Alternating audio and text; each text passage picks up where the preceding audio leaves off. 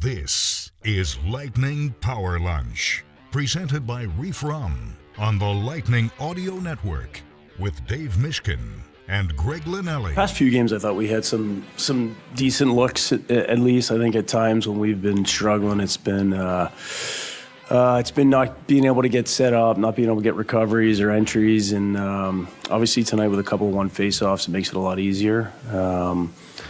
I would say as a group, especially individually, a lot of guys looked really good and confident with the puck tonight, and I think when those guys look like that, it helps the power play. And I think with Cooch especially, special as he is in some of the plays that he was able to make, and then obviously Ratty and Gens on their own on the one, but I think when Cooch is playing as well as he did tonight, it makes everything look good. It does. Oh, Jeff Halpern getting the W behind the bench in for Coop, who wasn't present because of personal reasons. And good win. It was a really good win against the Devils team. I know people are going to look at that game and say, well, Jack Hughes wasn't in the lineup. And they got three of their guys back, though, Greg. I mean, they were way less injured for that game than we thought they were going to be when we had power lunch in the morning. Listen, that's still a good team.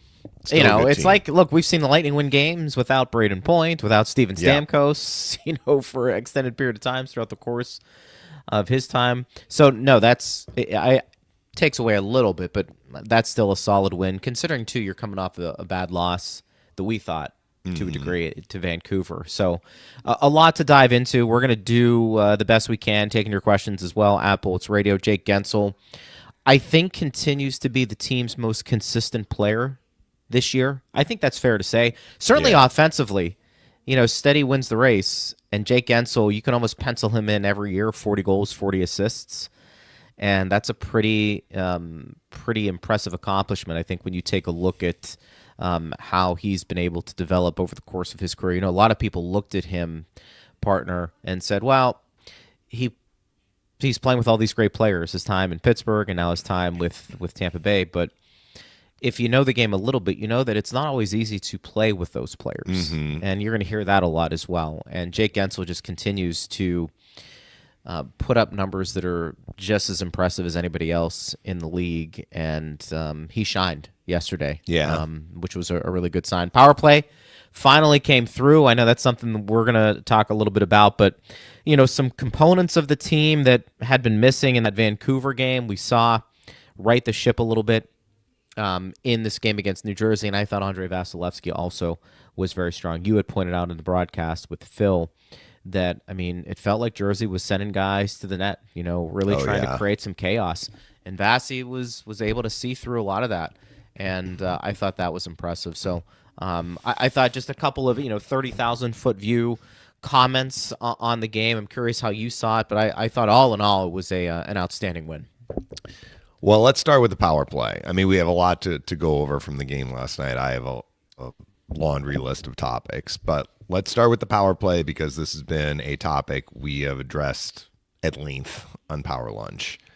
And what we heard from Jeff Halpern at the top of the show kind of dovetails with, I think we were both saying this, about it's less about changing the personnel. It's less about moving players around, and maybe it's more about just executing and feeling good and playing with confidence. And that's kind of what Halpy said, right? He's like, when they are looking like that, I don't remember exactly how he put it, but he basically said, when they're looking like that on the ice, that's good for us. Yeah. And when Kucherov is making the sorts of plays that he was making, that's good for us. So why did that happen? Well, there were a few things at play. The first was they did win some faceoffs, which really helped. Yes. So on the first power play goal that they scored, which was the one Radish set up Gensel at the side of the net, that was the 3-0 goal. That was their second power play in the game, second power play in the period. The first power play, they lost the faceoff. Devils got it down the ice, and I don't think it was a terrible power play, but it was affected by the fact that they spent some time trying to re-enter the zone. Mm-hmm. The second power play Point wins the faceoff. The puck never left the Devils' end. And the Lightning had possession of the puck for a minute 20 seconds. The Gensel goal came a minute 20 seconds into the power play. So not only did the Lightning win the faceoff and control the puck, they held onto the puck. They had some activity around the net. They retrieved the puck. They didn't let the Devils get it down the ice. The Devils weren't able to get a change. And if you're out there for a minute 20 killing a penalty, you can get tired. Is that how Gensel got open? Who knows? But it certainly could have been a factor. If Gensel is trying to go to that spot 5 seconds into the power play, maybe he's not open, right? Like, the other side, they're human beings, right? So if they can't get off the ice, it's a long change in the second. They didn't even have an opportunity to get off the ice. You know, you start to tire, and a tired player is more likely to make a mistake. And it was a very well-executed play from Radish to Gensel. The other power play, the one that they scored in the third period, which kind of put the dagger in, made it 5-1. Right. They had 3 face-offs. They won the first 2. I think the puck stayed in the zone, never left. The third one they lost, but it was really a win. It's not a win statistically. The Devils won it. Like, it was a clean win to the corner, but Braden Point, this was not a 50-50 that Point jumped on. Point rushed to the corner and got to the puck. So that's a face-off win for the Devils, but basically a turnover, as opposed to one of those where it's still in the circle and, you know, the offensive player kind of skates past the defensive centerman and grabs it. That, to me, is a face-off win for the offensive team. This was a face-off win for the Devils. It was marked correctly, but Point retrieved it. So the Lightning got the puck right back, and then moments later, Kucherov sets up Gensel for another goal.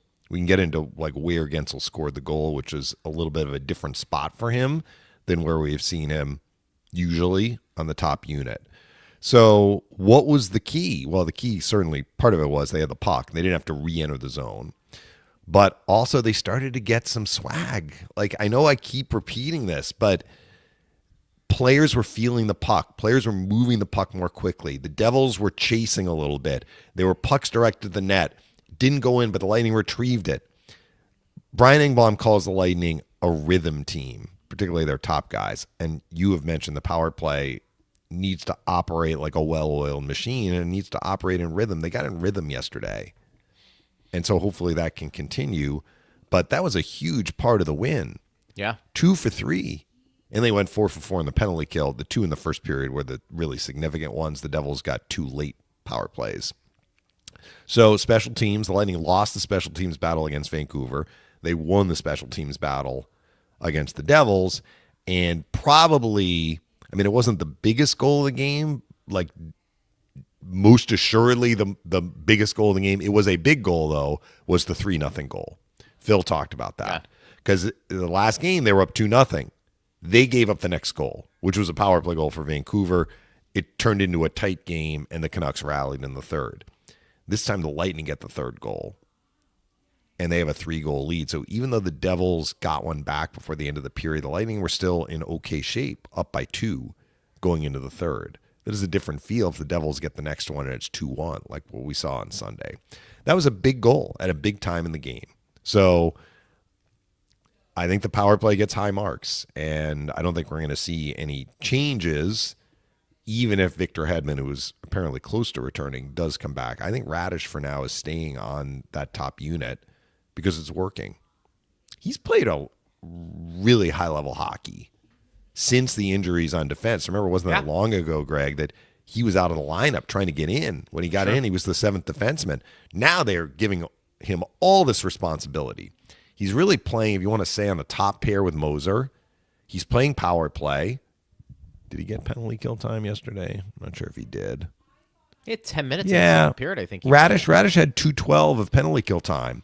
So, I mean, he played over 24 minutes. They're giving him a lot, and I think that he's meeting the challenge. And then, of course, he had a goal and 2 assists, so he contributed offensively as well. So, special teams were definitely a key. That was one part of the game. To me, the other most significant part of this game was that it was a bit of a high chance game for both teams. The Lightning generated chances on Jacob Markstrom. They did. He ends up with kind of an ugly line, honestly. 5 goals allowed on, what did the Lightning finish with? 29 shots. So, like, his numbers are not great this year. His numbers for a team that is, you know, one of the top teams in the Eastern Conference coming into the game last night, he had a goals against average higher than Vasilevsky's and a save percentage significantly lower than Vasilevsky's. And both those numbers continued to go in the wrong direction for Markstrom. The Lightning generated some chances, and they were able to finish on 5 of them. Devils generated chances too. This was not an A-plus defensive game for the Lightning. And we heard a little bit of that from Halpern after the game. It was mostly in the first 2 periods. Once the Lightning got the 4th goal to go up 4-1, it kind of took some of the edge off of what the Devils were doing with great effect to the Lightning. But the first 2 periods were a different story. The first 2 periods, there were points where the Lightning had problems with what the Devils were throwing at them. In particular, the Hischier line. Hischier, Bratt, and Gritsuk. This guy is going to be a really, really good NHL player. Arseny Gritsuk, he's elevated right now because they have the injury to Jack Hughes. When the Lightning first saw the Devils, he was playing on their 3rd line. But last night he was on their 1st line, 5-on-5. They were very dangerous. And they weren't the only line to generate chances. But, I mean, I remember after the 2nd period, they showed some highlights of Vasilevsky saves. And he must have made like 7 or 8 that were like, these are chances. I mean, he denied Cotter in front of the net. He denied, I think Brown had a chance in front of the net. The remarkable save he made on Hischier in the 2nd period with the glove was tremendous. Really. He had to make some saves on tips, like you were talking about at the top of the show. The Lightning did not box out probably as well as they could have. There were Devils players lurking around the front of the net. Some of them got their sticks on, and Vasi made saves on those. So Vasi erased more chances than Markstrom did. And look, it's one of those games. The Devils are a good team. I mean, the Devils, that Hischier line, like, they can play. Bratt is sneaky good. I don't know if people consider Jesper Bratt one of the most dynamic offensive players in the league. His numbers have been good. I'm not sure that they've been at the level where you would include him in that, but you watch him play. He's such a smart player. He's so slippery with the puck. And, you know, he scored some big goals against the Lightning. He scored that shorthanded goal in the first meeting. They have good players. This Shimon Nemitz, who is the 2nd overall pick, he has really grown into a very dynamic player. He was very active all over the place in the offensive zone. So I'm not saying that the Lightning get a low grade defensively because they just didn't try. I mean, I think that the other team was doing some stuff that it was complicating things for them, and they were missing 3 of their regular defensemen, McDonough, Hedman, and Cernak. But the guys that were out there hung in, and Vasi helped them, no doubt.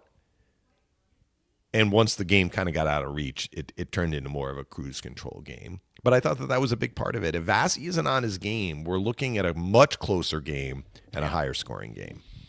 I also thought not only was the power play able to give the team a little more breathing room when it failed to do that in the Vancouver game, credit where credit's due. You score less than 25 seconds to go in a period that is a game changer, and Brandon Hagel's play, even though he didn't get an assist on the 2nd goal, was fantastic. That was put your head down, get to the puck, and he just unloads on, was it Dylan? I think. You're talking about Hagel, not Point. I'm sorry. Yes, Hagel just unloads on Dylan. By the way, if I'm the Devils, I'm wondering why that wasn't icing. I'm not sure why either. It didn't seem to be any reason not to be icing. So when we hear like the Lightning never get any breaks and blah blah blah, like they got one. They got one there. Yeah, this stuff tends to even itself out. I think the Devils had a beef there. Yeah, Cirelli chips it down the ice. Like it's not deflected. I mean, he's clearly on the other side of the red line. The thing goes easily down the ice.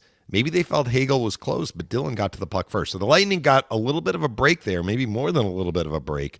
But you're right. Once they swallowed the whistle, Hagel unloads on Dylan. That forces Luke Hughes to provide support, and Cirelli gets rid on Luke Hughes and steals the puck. Now they're in scramble mode, and Kucherov got open for the goal. You never know on a play. You never give up on a play. And Hagel, I think because of his speed, forced the linesman to make a call that maybe for him wasn't as a slam dunk that it might have been if somebody else wasn't busting hump to get back. Yeah. He does. Credit to Cirelli, who, by the way, comes back in that game. So I thought that beautiful was backhand pass too. I mean, almost very a blind backhand pass to Kucherov right on his stick. We talk about most consistent performers so far this year through 19, 20 games. Jake Gensel, for me, is number one. I think Cirelli's probably number two.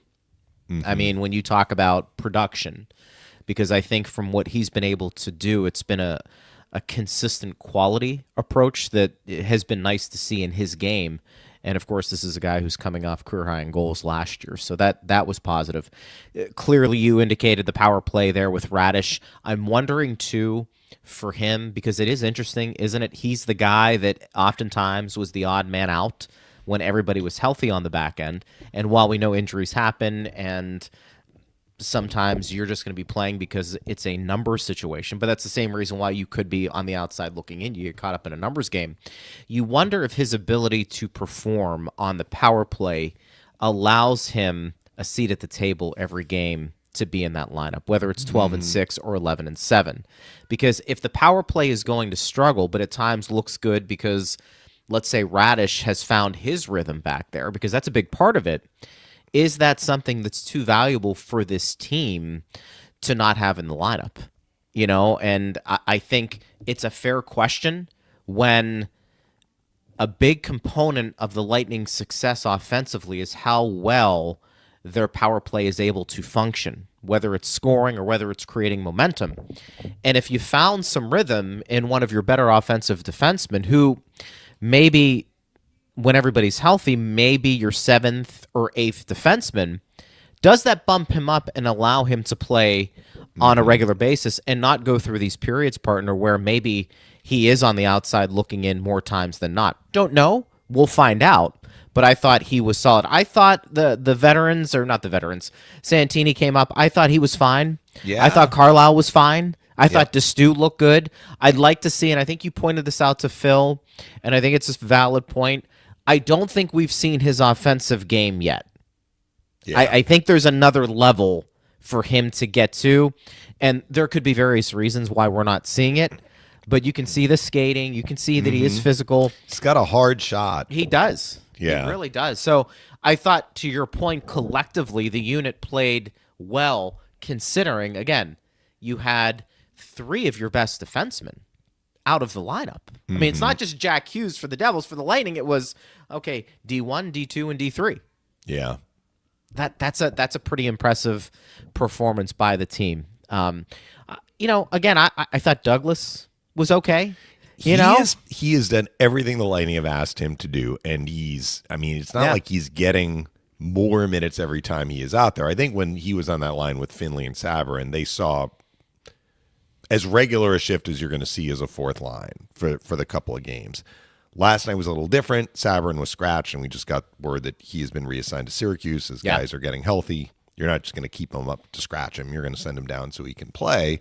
But, Douglas was involved in some puck plays last night where you're like, how is he going to do here? And he did very well. There was one play, it was in the second period, where the puck was in the Tampa Bay end, and it came around the boards. It was his side of the ice. And you're like, is he going to be able to get to this puck? Because there was a couple of the defenseman for the Devils, I think, was stepping up to try and hold it in. There may have been a forward closing as well. So, again, we're talking about, like, what are Douglas's strengths? That's hard to say. What are the strengths of Curtis Douglas beyond just physical strength? Well, at 6'9", he's got a long stick and a long reach. So what he did on that play was he wasn't necessarily the closest guy to the puck, but he was able to use his stick and his reach to get to the puck and chip it out. Correct. Small, subtle play, but an important play because that gets the puck out of the defensive zone. We saw, I think, a play in the third period where he got the puck and, he's not known for his stick handling necessarily, but, he made a stick handling move. He moved up the middle of the ice. He gets a little room, right? It's hard. It's not just that people are like, oh my gosh, he's going to punch me if I try and check him. It's not that. When you're that big, it can be a little tricky to get in on you to disrupt the play. Now, smaller, quicker players are capable of doing that, but Douglas seems to be able to find a little room for himself on the ice so he can do what he needs to do. And in that instance, he cleared the defensive zone. Let me put it this way. in very limited action. Let's be honest, he's had limited action.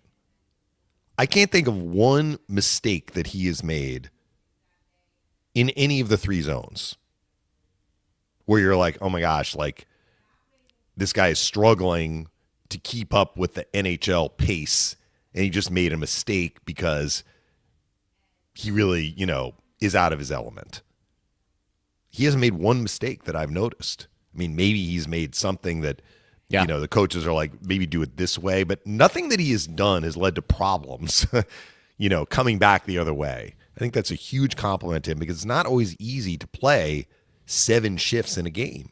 When you get out there, you have to make the most of each shift. When you're sitting for, 5, 6, 7 minutes, there are penalties. He's not playing power play. He's not playing penalty kill. He has done everything that's been asked of him. He has, and it's still going to be a little bit of a numbers game as the Lightning get healthy at forward. That's just the reality of the situation. But now he's in, and he's doing what the team is asking him to do. He's not a liability. I think, especially in the limited minutes he's playing. So if you were playing Curtis Douglas 15 minutes a night, you may be putting him in a vulnerable situation. But if you're asking him to play between 6 to 7 to 8 minutes, maybe less, maybe a little bit more, depending on the circumstances, I think he can do that. He seems to be pretty simple when it comes to where he wants to go with the puck. Also, I think he makes the right play most of the time. That's what I'm saying. Yeah. I think he knows his limitations. I think Phil mentioned to you that, after we were talking about him a little bit, he's like, look, if he actually works on his skating even a little bit more. That's been the point Phil has made. Yeah. That he wants to see the skating improve. Which is, look, you could say that, really, what's the one weakness now of all players who get to the NHL? It's not necessarily their skill, it's their skating, because that's where the league is today. But I think the Lightning have shown a track record of improving players' ability to skate. And I think they could do that with him. And look, you're not asking him to be Braden Point because his strides are such that, he takes 8 strides. Right. He just needs to get there. That's well put. Wherever he needs to get there in time. I know people were skeptical, and we can get to some questions about, like, why is he on here outside of just fighting? And I get that. But I do think he has shown he's a little bit more than just the guy who's going to come in and stick up for his teammates. Here's the thing. He spent, what has it been, 4 or 5 years in the American League, right? Yeah. I don't think that he was playing 3 minutes a game in the American League. Yep. We can look at his numbers. Like, he had double-digit goals last year playing in Tucson. Right. So he got the reps to be able to learn how to play the pro game. He did. He shows it. He has hockey IQ. He knows, he knows his body. He knows what he can do. He probably knows Good way to put it. What is a little bit of a reach for him, but he knows how to play the game in a way that will give him success. And that's a credit to the work that he put in prior to us seeing him at the minor league level. Lastly, and then I want to get to some questions. Bjorkstrand, I thought had a shooter's mentality.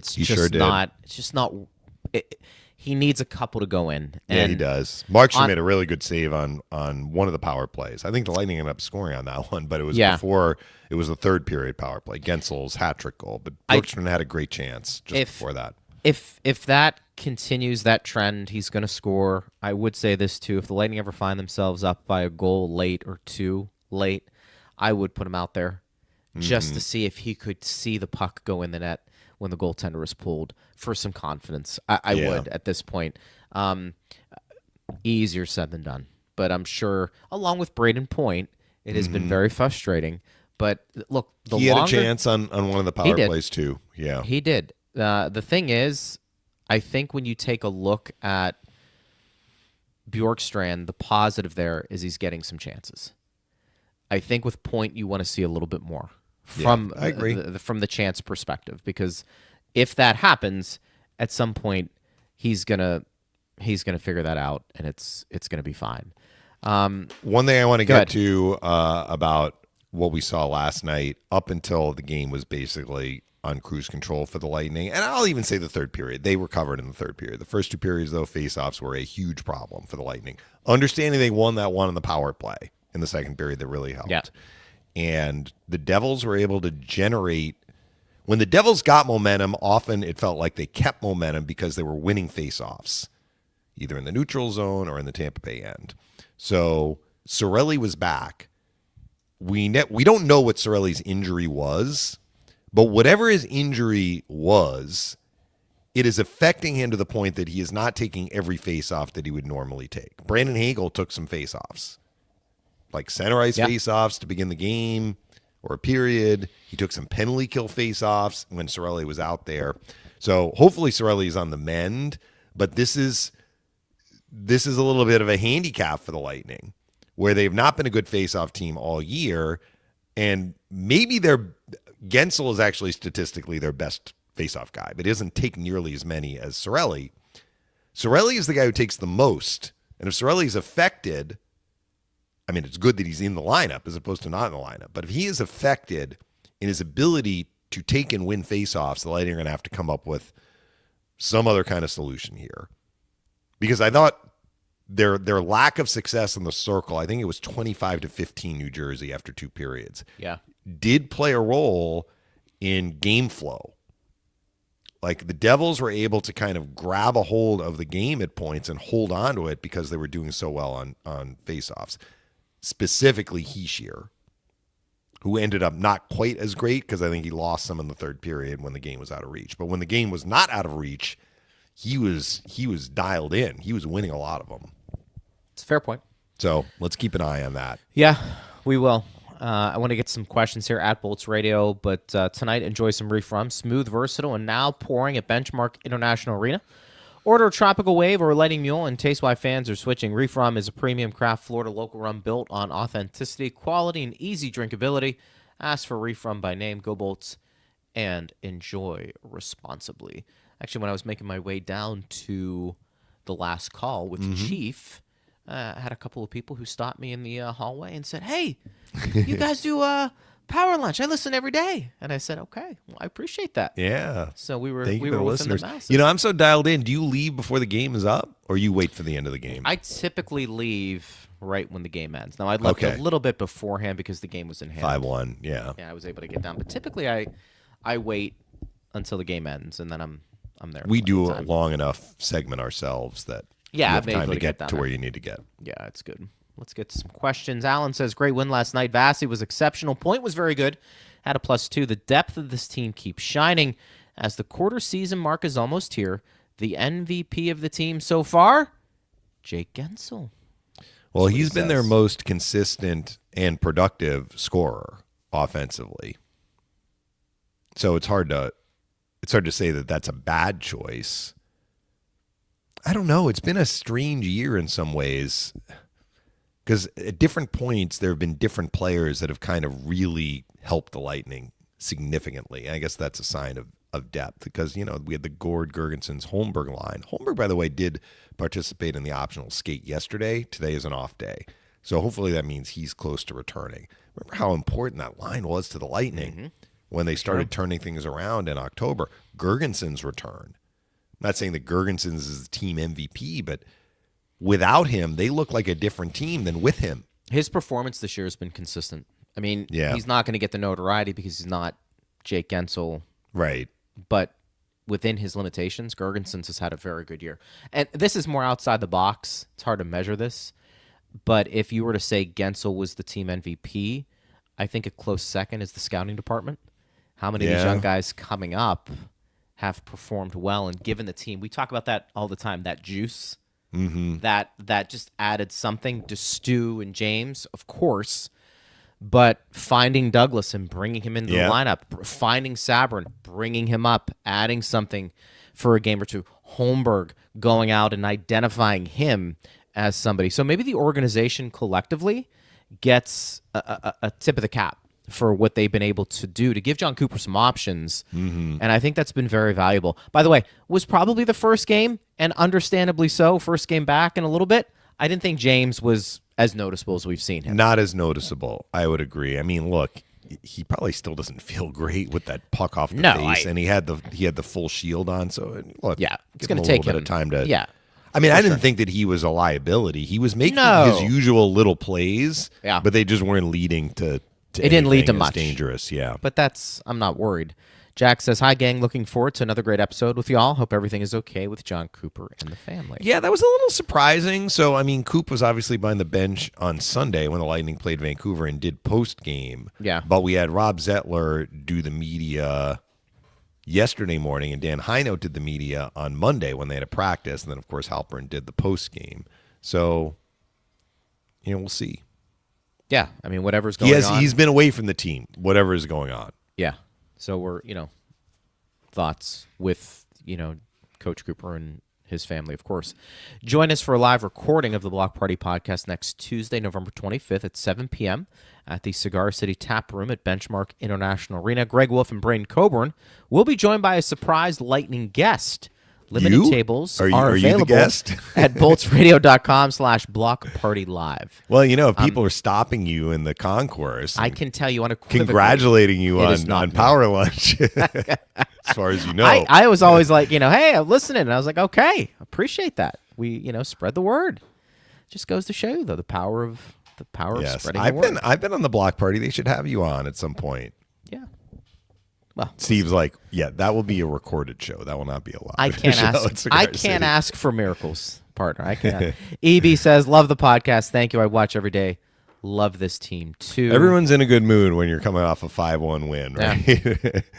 Yeah. This is the point we were trying to make. Dew says TBL won a cup without Stamkos. Yes, they did. Yeah, that was really relating to the power play. Where the power play. I'd have to go back and look and see what their power play percentage was in the bubble. But I mean, They did not have a power play with Stamkos in the bubble. Yeah. Let me put it that way. Yeah. He played the one game for, a couple of minutes, 3 shifts. They didn't have a power play, and they won the Stanley Cup. So one of the more remarkable feats in sports, being able to accomplish what they did in the bubble, with everything surrounding the world and being alone, basically for how many days, partner. That to me that's for another show, another topic. But when they start talking about greatest championships won, you can put that year in the conversation, and you just have to explain why that is. Thomas says, positive vibes to Coop. The biggest question I have now is, can the team find consistency in their play after the up and down week? Also, Julian and team proven they know more than us when it comes to Lilleberg. Lilleberg has played very, very well. And look, I think he would even admit he didn't have the start that he wanted. But, I mean, the whole Lightning team was struggling in those early games. I like him on the right side. He played the right side last night with Destu. I mean, we've seen him have been on the right side earlier this year. It seems to suit him well. But, yeah, he's been playing well. Up and down week, fair enough. They lost to the Rangers. I actually thought they played pretty well against Vancouver defensively until the third period. Yeah. And they had a great first period against the Canucks. So, I mean, that was an up and down game, but I think the last 3 games, we've seen a lot more good than bad, I would say. That's fair. I mean, they probably, and I don't think probably for sure, they gave up more scoring chances to the Devils last night than they did the Canucks. Just that the Canucks were throwing pucks to the net and they were going in because of the net front defense by the Lightning and some bad luck. Another bad luck goal against last night. I mean, it was a chance, right? It was a turnover and a grade A, but then a bouncing rebound. And, if Moser is able to not touch the puck, it probably doesn't go in. But you create the circumstances leading to something bad happening with a bounce. And invariably, they've had bad bounces. We were talking about this, was it a few weeks ago about, which former Lightning player do you miss or could they use? Just it's a fun topic. I think I had mentioned Plot.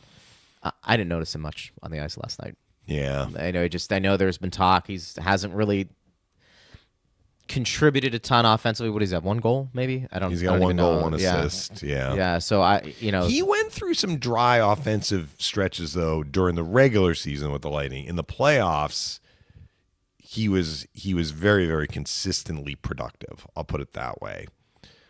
But I mean, as Matt Loughlin told us yesterday, there is attention given to him because of his contract. And I think also fairly or unfairly. I mean, the team is the team, right? Who the GM For sure. decides to spend money on doesn't change the fact that, I mean, just as many players are maybe outperforming their contract. If you want to like put a point total or a contribution total on a contract throughout the league, there are a lot of players who are outperforming what they're paid and probably fewer players who are underperforming what they're paid. But at the end of the day, it's like, what are they doing for your team?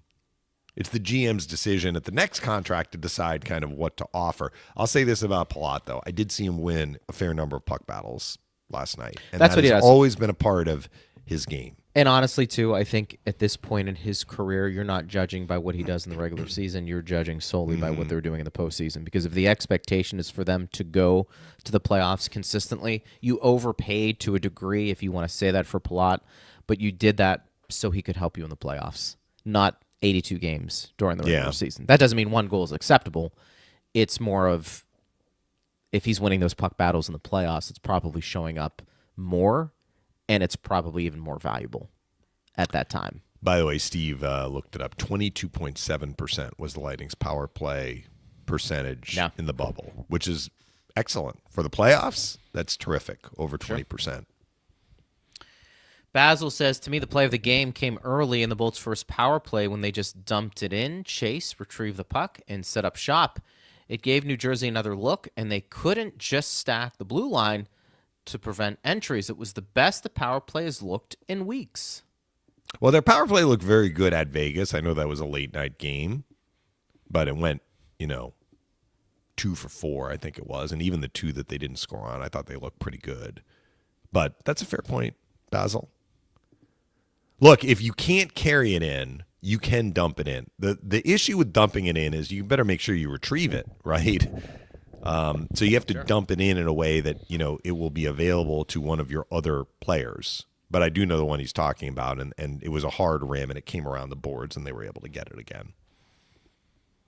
Jason says, assuming no other injuries, what would be the pros and cons of Gonçalves being scratched from the lineup when Nick Paul returns? Well, let me just say this, Jason. There are going to be a variety of decisions that are going to have to be made because not only is Nick Paul coming back, we're going to see Holmberg come back, too, at some point soon. So there are going to be multiple decisions and difficult decisions that need to be made. If we were just going to kind of go back to the way things looked before the Lightning started getting these injuries, you're probably looking at Finley and Douglas getting scratched. But I don't know if that dynamic may have changed. I don't know if it's because of who he's playing with, but Finley looks like he's settling in. That's fair. He's being physical. I think he's got an idea of what he wants to do out there. I think he's got some good chemistry with his line mates. I do think Gonçalves is kind of the wild card a little bit because he has been given some opportunities to play in a top 6. Definitely. And he started the game with Point and Gensel. And I'm not sure, does his play warrant at least staying with them? I'm not saying you scratch him, but is this a situation we have to reevaluate a little bit and say, does it warrant being in the top 6? I've often said, you've heard me say this, I think James is somebody who I would see in that position. That doesn't mean Gonçalves is a guy that shouldn't be in the lineup consistently, although if he's more of an offensive guy and you want to see that number and those production numbers go up a little bit, he needs to start producing even a little bit more. I mean, how many goals does he have on the year? I'm trying to think. You're talking about Gonçalves? 1, yeah. I mean, he's got 1 and Bjorkstrand's got 1. Yeah. I mean, these are guys that have been put in situations to score, and they haven't done it. Bjorkstrand's not coming out of the lineup for various reasons, and one of them is his contract, and 2, he's got a proven track record that eventually you think he will figure that out. He has a weapon, too, that not many other players honestly have. I mean, Nick Paul actually has a weapon like that. Nick Paul's wrist shot is fantastic. Heavy and difficult to stop. Gonçalves is interesting because I don't think he's a shooter first. He's more of a playmaker, and if you're not making plays, then you have to start questioning, okay, top 6, 3rd or 4th line, what are we doing here? And I think that's fair. Bar down one time. How about that? Jake's third hat trick and 100th point in his 99th game in Tampa. Well, he is Mr. Consistency, not just with the point per game aspect, but a fairly even split with goals and assists. You talked about that, 40 and 40 or whatever. Yeah. I mean, I kind of put that stat out there a little bit, but it's pretty spot on in terms of he's around 40 goals. He's going to be around 40 assists, give or take. He's almost a point per game guy. I can remember when he came up with Pittsburgh, I want to say his debuts were in the playoffs. And Nashville comes to mind. In the playoffs? I remember didn't he score in his first game? I remember that highlight that he scored in his first game. I thought it was a regular season. It might have been. It might have been. But I remember in the playoffs, and it was the year they took on the Preds and they won. Yeah. He came down the right side, goal, and it was like he did that in the minor leagues too. So it just, it wasn't just playing with star players. He knew how to play the game, and the Lightning are very fortunate to have a guy like that. Brad says, can we please talk about Radish's play? I've never understood why he's been the odd man out on defense. So this is my opinion, having watched Radish be in all kinds of different roles during his time with the Lightning. Yeah. I think the coaches put out on the ice the lineup that they feel is going to give them the best chance to win. That's what they would say. Fans may disagree. I think when Radish has a regular role and maybe even an expanded role, his confidence rises and his play elevates. When he's on more uncertain ground, I think that's when we see him have more hesitancy in his game, which is a human emotion and reaction. I can understand that. That's what I've seen. So like in this particular little sample size, he's being given a lot and he's doing very, very well. But at the same time, I'm not sure that he was being this impactful earlier in the season in a more limited role or being in and out of the lineup. He had less minutes, he had less opportunity, but that doesn't mean that you can't be as impactful, right? Like you can be impactful playing 15 minutes, 12 minutes. You played 24 minutes last night. So I think that's where I've seen it a little bit where, his game seems to grow the more he plays and the more responsibility he has. But sometimes the reality of the situation is that other guys are ahead of you, right? Yeah, and I think not being drafted, look, that plays a role in it. Sometimes you have to work a little harder to get into the lineup. And the one thing he has that can separate from other people, one, his ability on the power play, which we talked about earlier. He has one of the hardest shots on the team. And his shot. And his shot. I mean, look, if the Lightning's power play is going to be hit or miss this year a little bit, and we're hoping more for hits than misses, Radish could be part of the solution, which allows him a seat at the table every game. I also think it speaks to the Lightning's depth on the back end. I wouldn't look at it more as a knock on Radish, as the Lightning have a plethora of defensemen they're choosing from, and some of them are young players. And by the way, you're not going to sit Cernak, you're not going to sit Hedman, you're not going to sit Moser, and you're not going to sit McDonough. So then from there, we've talked about Crozier and Lilleberg. They're two young players who have to play, in my opinion. And Destu has come up and looked really well. So who are you going to sit? Yeah, it's a good problem to have. And I may be wrong about that. I'm just giving you my opinion on it. It's really noticeable how involved he is in all aspects of the game since they've had these injuries. More so than earlier. But, the mark of a guy who can kind of ride with the waves is no matter what the situation, you're just going out and playing at an extremely high level. Mm-hmm. No matter, what your role, no matter how many minutes you're getting, anything like that. Michelle but look, says, the way he's playing, they need him to keep playing this way. I would agree. Yeah. We talked about Bjorkstrand's just not a confident player at this point. Radish is. And let's see how long he can ride that. Michelle says Jake Gensel flies under the radar as an ultra-elite player, carried the team on his back last night with such grace. His dad must have been so proud. watching this live, I would agree with that. I mentioned he was in the building. Sorry, go ahead. Yeah, no, that's fine. She also says Radish is also finding another gear right when we need him, loving everything they did last night. Yeah, so for those people who don't know, Jake Gensel's dad, Mike Gensel, is a scout for Utah. Yeah. Pro scout. So, I mean, his job is to watch NHL games, and sometimes those games involve the Lightning. I'm not sure if he is watching the Lightning or watching the opponent. Usually these pro scouts have a region. So the fact that we see him a lot, maybe he has, I don't know if he has teams in the Atlantic Division or teams in the Southeast. But, I mean, I saw him in Vegas when the Lightning were there. I've seen him when, the Lightning have been in buildings not, in the Southeast. But it was actually last year he came into our booth for a home game and said hello, introduced himself. So, I if I see him, I usually say hello and chat. And I saw him in Does he listen to the show?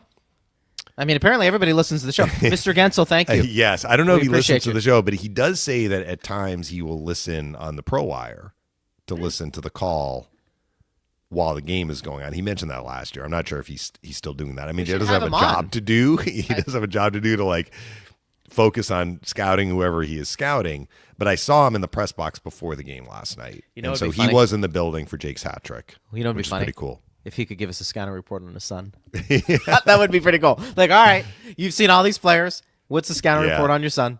Outside of being super productive player, they talk about the... Right. And he was a coach. Yeah. He coached college. There's something to that. But yeah. Isn't there something to that? Coach, your dad's a coach.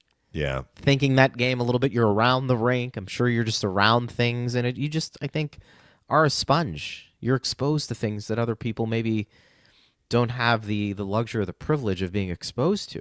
I do think that resonates with people. Chris says, what a game. No Hetty, Mac, Cherney, Vasi locked in. Technically a shutout. Well, yeah, that was tough. Unfortunately, not technically a shutout. But yeah, I get what you're saying, though. That was unfortunate, having that puck knocked in at the end. Garrett says, Vasi earned that shutout. Been a Radish fan from the beginning. He has great offensive instincts, and we need that with Sergachev gone. I mean, look, we've talked about Victor Hedman really being the one guy who has the offensive capabilities to produce points on the back end. It's not to take away from McDonough, Cernak, Lilleberg, Crozier. We haven't seen it from DeStew. Those guys can give you some moments, but Hedman is going to go down, in my opinion, as a Hall of Fame defenseman. Oh, yeah, and that's going to be in large part because of the offensive numbers that he is going to put up when his career is over at that position. But you do need a little bit more back there, too. And I think it is fair to say, collectively, pass, shooting, offensive instincts, Radish might be your second best offensive defenseman. Mm-hmm. The problem is getting him into the lineup and jumping over some of the other guys who also are valuable but do it differently. Yeah. And so that is the balance. That's why we've seen 11-7. Mm-hmm. And that's why, again, if the power play is humming along, Radish is going to have an opportunity to stay in that lineup longer. Steve says, why didn't Hagel get an assist on Kucherov's goal? He made the play. Well, he did, but I'm not sure he actually ever touched the puck. If he did touch the puck, Luke Hughes had the puck after that. So if the other team has the puck and then you take it away, then, a goal is scored. You're only going to give assists going back to when you got the puck. Right. So Luke Hughes had it, then Cirelli took it away, fed Kucherov, who shot it in. That's why there was only one assist. Right. I still have not got an explanation for the Florida game last Saturday why Braden Point did not get an assist. Unless they added it and I missed it. Yeah. That was an abomination by the off-ice officials. I'm sorry. And actually, I'm surprised that the Lightning didn't follow up, because sometimes the league will add an assist. But in no universe, well, maybe they don't have hockey in parts of the universe. In no universe known to us, we know about where hockey is played and it is, goals and assists are given out the way they are given out. There is no scenario in which Braden Point does not get an assist on that goal, which was the Lilleberg goal. He won the faceoff. Kucherov picks it up, passes to Lilleberg. Lilleberg shoots it in. This is not a complicated scoring situation. It wasn't like the Florida player won the draw or got his stick on and Kucherov stole it. Point is the only guy who touches the puck off the faceoff. How does Kucherov get the puck? Point pushes it back to him. Anyway, that one they got robbed. This one was the correct scoring. 1 assist. Just like the Gensel first goal was unassisted because they had a miscue. I think it was Mercer and Meyer. Yeah. They tried a drop pass. I mean, look, the Devils made some big-time mistakes last night that fed the Lightning's attack. That was one of them. You're 0-0. You've probably you've generated chances for sure. I mean, the Lightning generated some chances too. That is a big, big-time mistake. Turnover right at your offensive blue line. Gensel has nobody in front of him for, 150 feet? Something like that? Yeah. Incredible. That was unassisted because the Devils had it, and then Gensel got it and scored. JJ says, thoughts on Carlisle and Santini? They look like they belong at the elite level. Well, this is the Lightning's depth on D. Santini has a lot of NHL experience. He hasn't really been in the NHL regularly for a few years. He got in one game with the Lightning last year. I'm saying that was at Calgary. And then, he got sent back down. But he had a good year in Syracuse last year, and he was named their captain this year. And we like Carlisle at the NHL level. This is just, again, a numbers game. And what I'll say is, at least to this point, none of these depth defensemen have turned into, pick a defenseman, I'll just say Victor Hedman.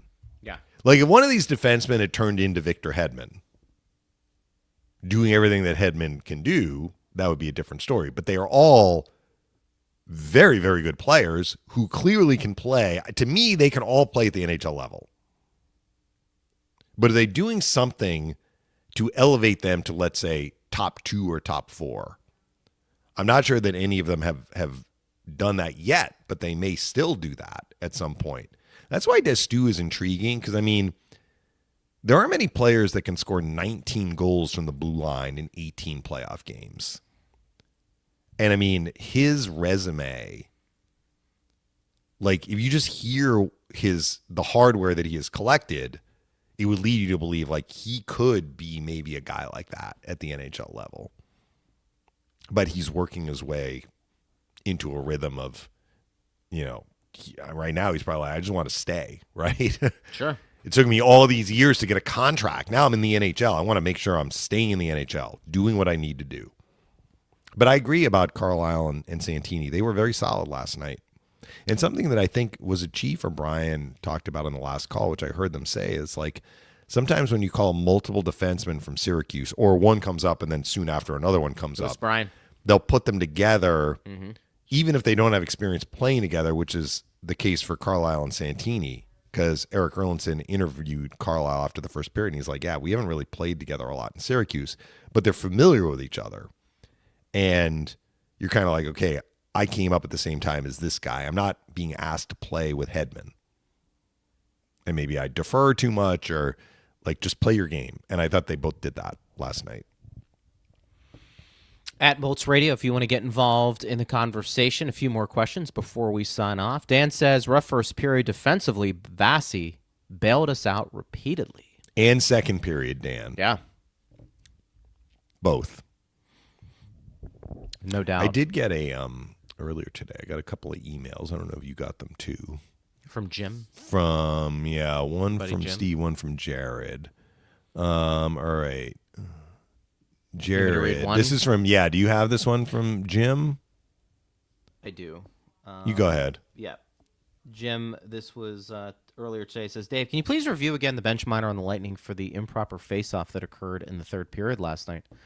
Also, Edmonton will be playing here on back-to-back tomorrow, playing the Capitals tonight on TNT. Haven't you said in the past that the travel from Washington after a game is difficult and real time-consuming? Yes. So the closest airport to where the Capitals play is Reagan, which is right there. Yeah. But as long as I've been with the Lightning, they do not allow charters to fly out of Reagan.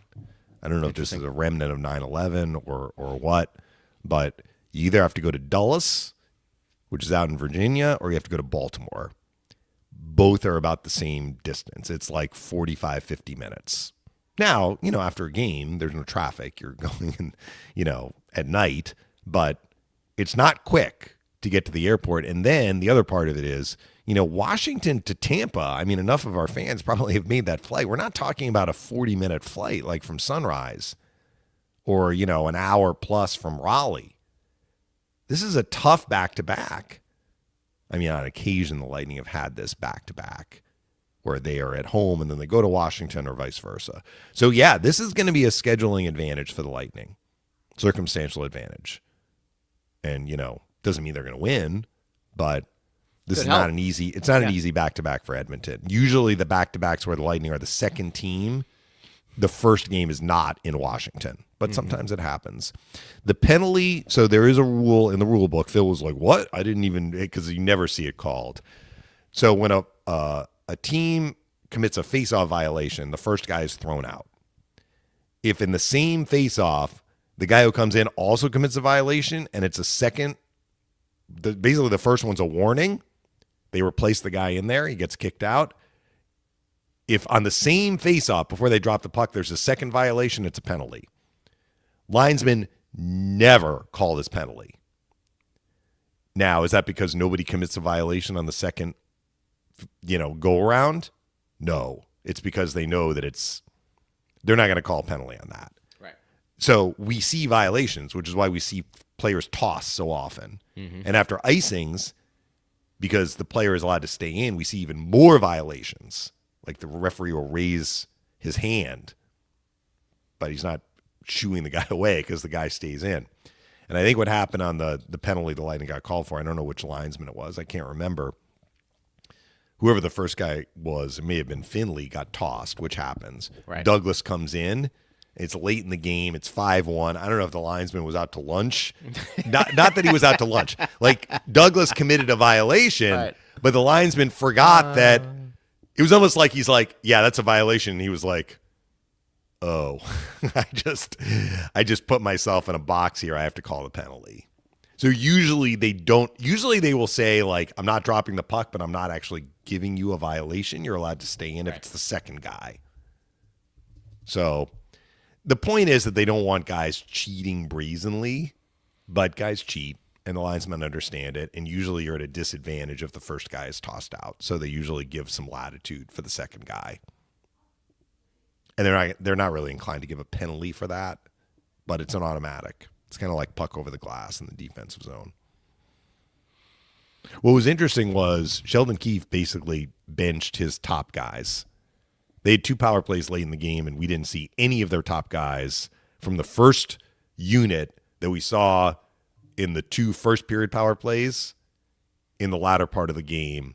And I think even 5-on-5, we didn't see Brad, we didn't see Heischer. We saw a little bit of Gritzuk on the second unit when they got their late power plays. We didn't see Luke Hughes on that first unit. I'm like, it didn't seem that they were being punished because they had a very good game.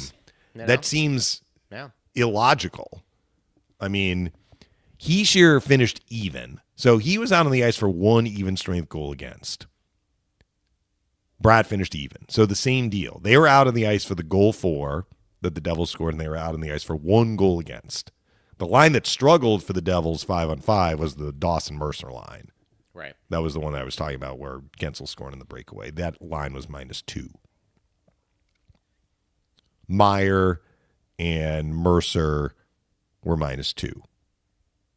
And Brown, Connor Brown. So I don't know why Sheldon Keefe did that. Sending messages. Who knows? Got a bunch more, but this will be the last one we get. Just a comment. Mytho says, D-men that were caught up played excellent. Mm-hmm. As well. And they did. I don't think anybody who has come up from Syracuse has underwhelmed. No. That's actually a really good point. It's a really good point. They've all been above the line when it comes to Peltier didn't really get a lot of much of a look. I didn't realize he got in really late the night before the game. Yeah, that was tough. That Florida game. I think he played maybe 10 or 11 minutes.